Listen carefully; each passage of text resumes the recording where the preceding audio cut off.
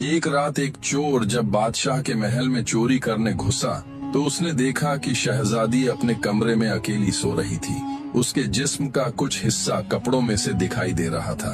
शैतान उसके दिल में वसवसे से डाल रहा था कि लड़की अकेली है, गुनाह कर लो, ऐसा मौका बार बार नहीं मिलेगा। वो शहजादी के करीब गया और उसने अपना हाथ जब उसे छूने के लिए आगे बढ़ाया तो अचानक उसके दिल में ख्याल आया, मैं तो आज गुनाह कर लूंगा, लेकिन हो सकता है कि लड़की कुंवारी हो और हामिला हो जाए तो सोचो बादशाह की कितनी बदनामी होगी। और ऊपर अल्लाह देख रहा है, कल कयामत के दिन मैं अल्लाह को क्या मुंह दिखाऊंगा, कैसे जहन्नम की आग बर्दाश्त करूंगा। फिर उसे खुदा का खौफ हुआ और उसका इरादा बदल गया। वो पीछे हट गया। फिर जब कमरे से बाहर निकलने लगा तो उसने देखा कि टेबल पर शहजादी के खाने के लिए एक प्लेट हलवे से भरी पड़ी है। उसने सोचा कि गुनाह से खुद को रोक लिया, कम से कम ये हलवा तो खा ही लेता हूँ। फिर जब उसने अपना हाथ डालकर उस हलवे की प्लेट में से निवाला बनाया तो उसके दिल में फिर ख्याल आया कि ये हलवा तो मैं अभी खा लूंगा, लेकिन सोचो कल गरीब नौकरों का क्या हाल होगा। शहजादी जब नींद से उठेगी तो अपने हलवे की प्लेट देखकर नौकरों से सवाल करेगी। हो सकता है बेचारों को मार पड़ जाए और हलवा खाने वाले को बद्दुआएं देने लगे। फिर चोर ने वो हलवा भी नहीं खाया। वो चोरी करने के इरादे से आया था, उसके दिल में खुदा का खौफ आ गया था, उसने चोरी भी नहीं की। फिर जब महल से बाहर निकला तो फज्र का वक्त हो चुका था। बादशाह के पहरेदार सिपाही उठ चुके थे।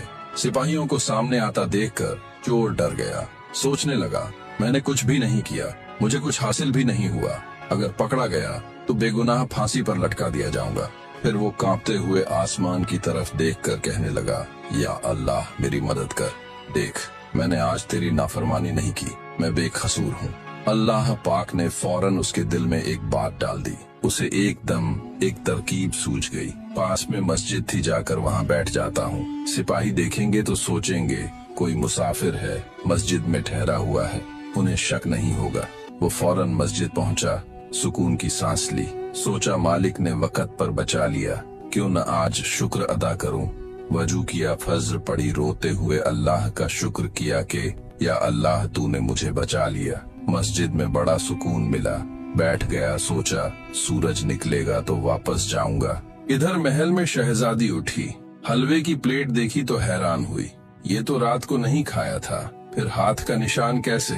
नौकरानी को बुलाया, पूछा। नौकरानी ने कहा मालूम नहीं। शहजादी ने कहा प्लेट ले जाओ, बाहर किसी गरीब को खिला दो। नौकरानी बाहर निकली, कोई न मिला। नजर मस्जिद में बैठे उस मुसाफिर चोर पर पड़ी।